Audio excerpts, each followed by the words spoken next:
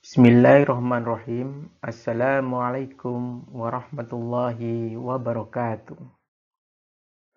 Pada kesempatan kali ini, saya akan menjelaskan tentang ilmu pengetahuan, metode ilmiah, dan penelitian.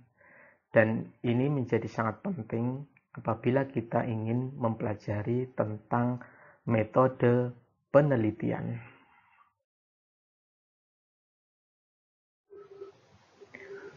Pada kehidupan manusia akan ditemui yang disebut dengan masalah.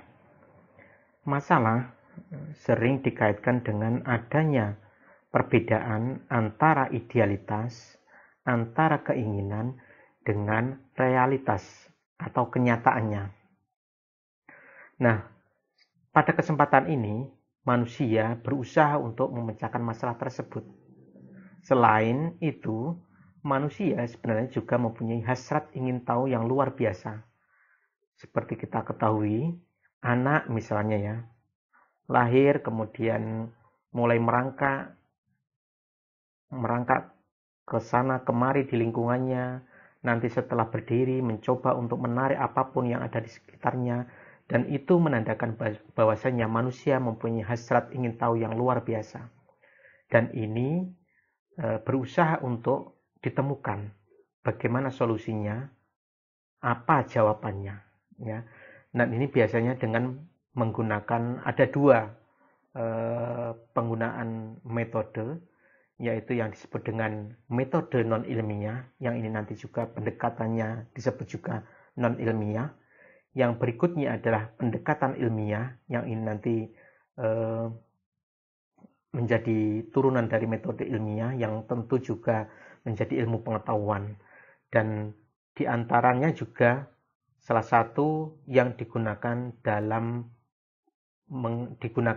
penelitian yang ada di perguruan tinggi ataupun penelitian yang lainnya.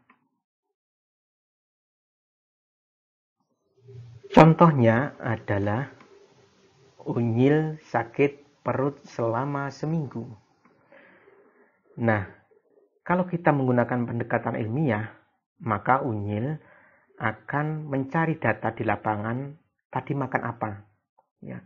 Oh, tadi pagi misalkan makan sambal, atau makannya malamnya pakai sambal yang banyak. Nah, kemudian langkah berikutnya, karena setelah dicek ternyata masih belum memuaskan, maka diperiksa ke dokter. Dokter kemudian juga masih belum yakin dengan kondisi perut unyil, maka nanti bisa dilakukan dengan tes laboratorium.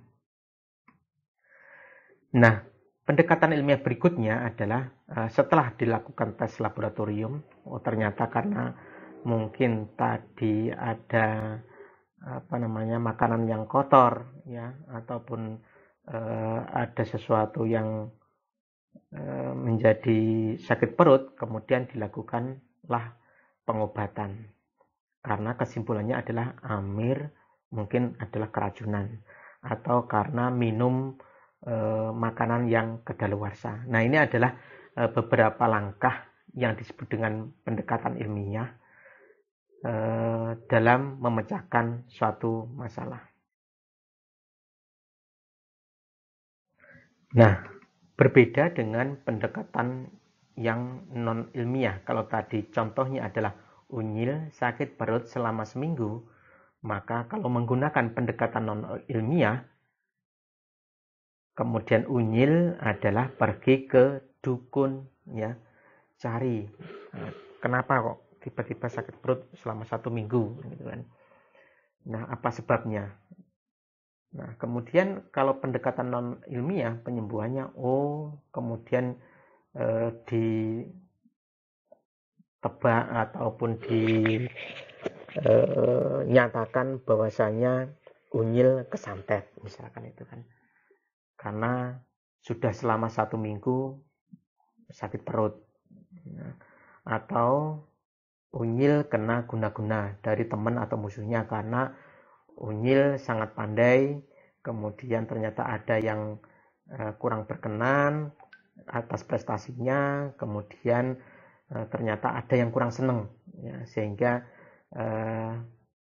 menggunakan guna-guna, ya, agar sakit perut, ya, unyil tersebut. Nah, ini contoh pendekatan yang non ilmiah.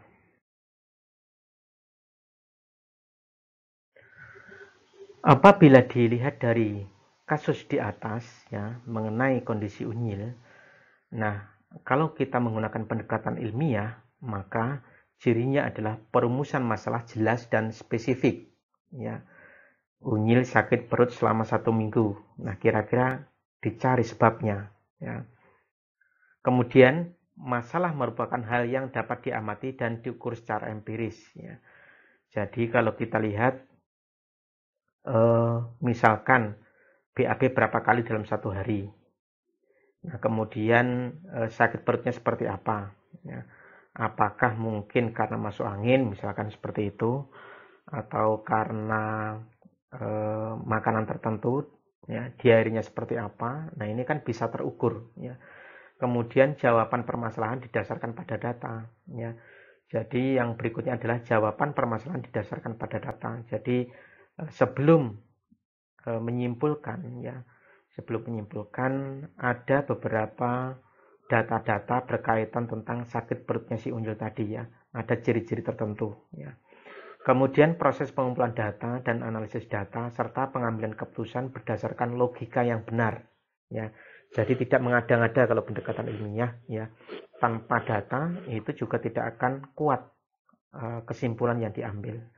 Kemudian juga kesimpulan siap ataupun terbuka untuk diuji oleh orang lain. Nah, ini kesimpulan dari pendekatan ilmiah itu juga terbuka untuk diuji orang lain. Apabila misalkan, wah, ini kok kelihatannya seperti ini, apa benar? Ketika kemudian unyil disimpulkan misalkan keracunan, misalkan kemudian minum obat diare, nah itu bisa diuji, orang lain bisa mengujinya dengan kasus yang sama. Nah, ini adalah contoh penggunaan metode ilmiah.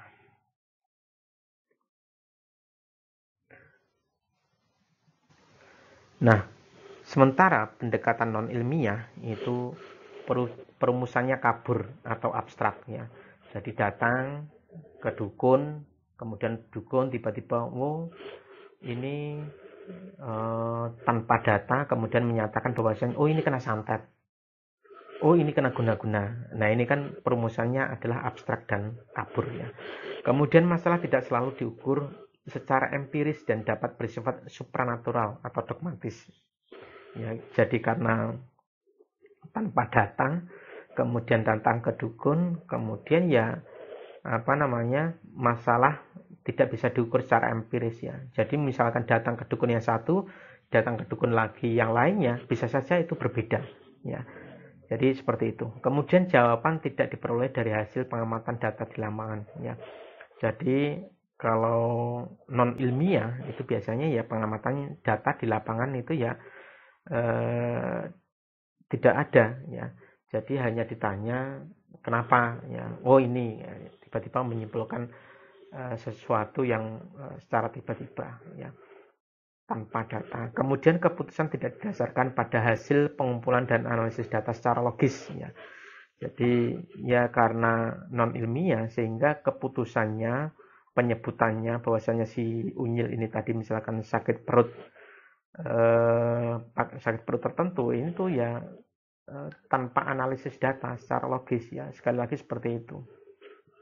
Kemudian kesimpulan tidak dibuat untuk diuji ulang oleh orang lain. Nah, ini kesimpulan tidak dibuat untuk diuji oleh orang lain. Nah, ini terkadang karena memang antar dukun itu ya, antar misalkan orang atau misalkan dukun supranatural itu nanti akan berbeda antara dukun yang satu dengan dukun yang lain. Makanya kesimpulan tidak dibuat untuk diuji oleh orang lain, sehingga karena berbeda itu tadi.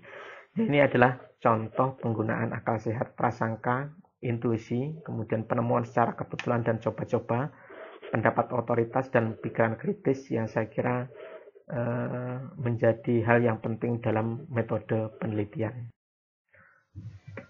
Oke, saya kira itu dulu. Kalaupun nanti ada pertanyaan nanti bisa tulis ya di chat ya. Akhirul kalam, wassalamualaikum warahmatullahi wabarakatuh. Salam cinta, salam bahagia.